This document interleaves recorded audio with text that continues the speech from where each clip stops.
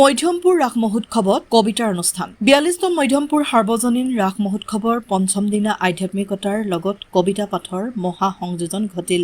ধনশিৰি মহকুমা কবি সন্মিলনে ৰাস মহোৎসৱৰ বাকৰিত আয়োজন কৰিলে শেৱালিৰ সুবাসত কবিতাৰ গুঞ্জন শীৰ্ষক এক কবিতাৰ অনুষ্ঠানৰ আৰম্ভণিতে অসমৰ হিয়াৰমঠু জুবিন গাৰ্গৰ প্ৰতিচ্ছবিত বিশিষ্ট কবি তথা অৱসৰপ্ৰাপ্ত অধ্যাপক প্ৰশান্ত চাহুৱে বন্তি প্ৰজ্বলন কৰে আৰু সমূহীয়াকৈ শ্ৰদ্ধাঞ্জলি জ্ঞাপন কৰে।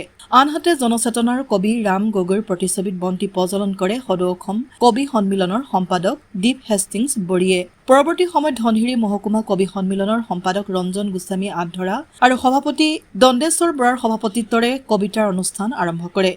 কবিতা অনুষ্ঠানটোৰ শুভ উদ্বোধন কৰে বৰপথাৰ উচ্চতৰ মাধ্যমিক বিদ্যালয়ৰ অৱসৰপ্ৰাপ্ত শিক্ষক জ্যোৎস্না শিলৈদাৰী শইকীয়াই আৰু আদৰণিৰ ভাষণ প্ৰদান কৰে মধ্যমপুৰ ৰাস মহোৎসৱৰ মুখ্য উপদেষ্টা মহেশ্বৰ বসুমতাৰীয়ে। মুখ্য অতিথিৰ ভাষণ প্ৰদান কৰে সদৌ অসম কবি সন্মিলনৰ কোষাধ্যক্ষ দিলীপ কুমাৰ শৰ্মাই। পিছত সদৌ অসম কবি সন্মিলনৰ প্ৰকাশন উপ সমিতিৰ সভাপতি ড প্ৰণৱ ঢেকিয়াল ফুকনৰ সঞ্চালনাৰে কবিতা পাঠৰ অনুষ্ঠান আৰম্ভ হয়।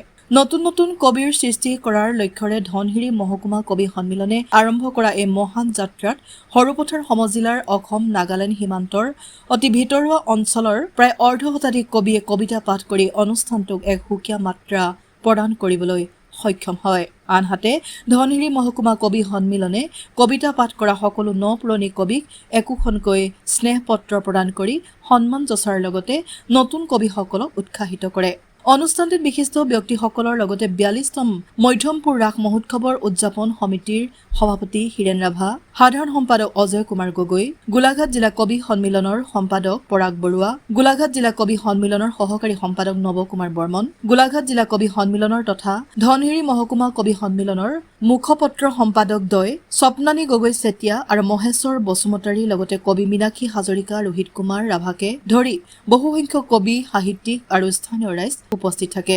আমি সঁচাকৈ আজি আনন্দিত যে এই ৪২তম মধ্যমপুৰ সাৰ্বজনীন ৰাস মহোৎসৱ, এই ৰাস মহোৎসৱ কেৱল ৰাস মহোৎসৱ নহয়, আচলতে এই অঞ্চলৰ সমগ্ৰ জনসাধাৰণৰ মাজত এটা ভাতৃত্ববোধ, এটা সমন্বয়ৰ সৃষ্টি কৰা, এই ৰাস মহোৎসৱ কেইদিন বৈকুণ্ঠপুৰীলৈ পৰিণত হোৱা এই স্থানত আজি উদযাপন সমিতিৰ আতিথ্যত ধনশিৰি মহকুমা কবি সন্মিলনৰ উদ্যোগত যে শেৱালিৰ সুবাসত কবিতাৰ গুঞ্জন এই কবিতা অনুষ্ঠান আজি আমাৰ এই ৰাস মহোৎসৱৰ মঞ্চত অনুষ্ঠিত হৈ আছে।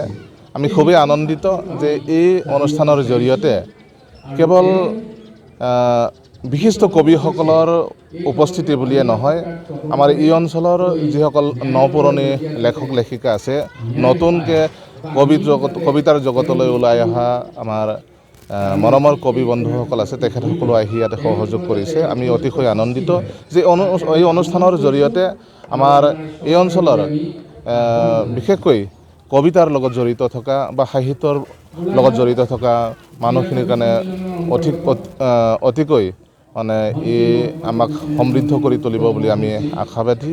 আৰু এই অনুষ্ঠানৰ জৰিয়তে ইয়াৰে কবিতাৰ যি অনুষ্ঠান, এই সকলোৰে মনৰ যি অনুভৱ, এই অভিব্যক্তিখিনি আমি ইয়াতে উপলব্ধি কৰিবলৈ সক্ষম হৈছোঁ। আৰু ইয়াৰ দ্বাৰা এইটো প্ৰমাণিত হৈছে যে এই ৰাস মহোৎসৱে কেৱল ৰাস মহোৎসৱ নহয়, ইয়াত সাহিত্যৰ অনুষ্ঠান, বিভিন্ন জ্ঞানৰ সমাহাৰ হোৱা অনুষ্ঠান বা এই অঞ্চলত বসবাস কৰা বিভিন্ন জাতি জনগোষ্ঠী বা ধৰ্মাৱলম্বী ভাষা-ভাষী মানুহৰ মাজতো ই এটা সমন্বয় বা একতাৰ থলীৰূপে পৰিগণিত হৈছে। আৰু আজি পঞ্চম দিনত আজি অতিকৈ সুখী যে ধনশিৰি মহকুমা কবি সন্মিলনৰ উদ্যোগত ইয়াতে এটা কবিতাৰ অনুষ্ঠান চলি আছে। আৰু এই অনুষ্ঠানৰ জৰিয়তে আমি নিশ্চিতভাৱে এই অঞ্চলৰ পৰাও আমি সাহিত্যৰ জগতলৈ বা কবিতাৰ জগতলৈ বহুখিনি যুৱক যুৱতীক আমি আগবাঢ়ি আহিবলৈ এটা প্ৰেৰণাৰ উৎস বা তেওঁলোকক আমি বাট দেখুৱাই দিবলৈ সক্ষম হ'ম বুলি আমি আশাবাদী।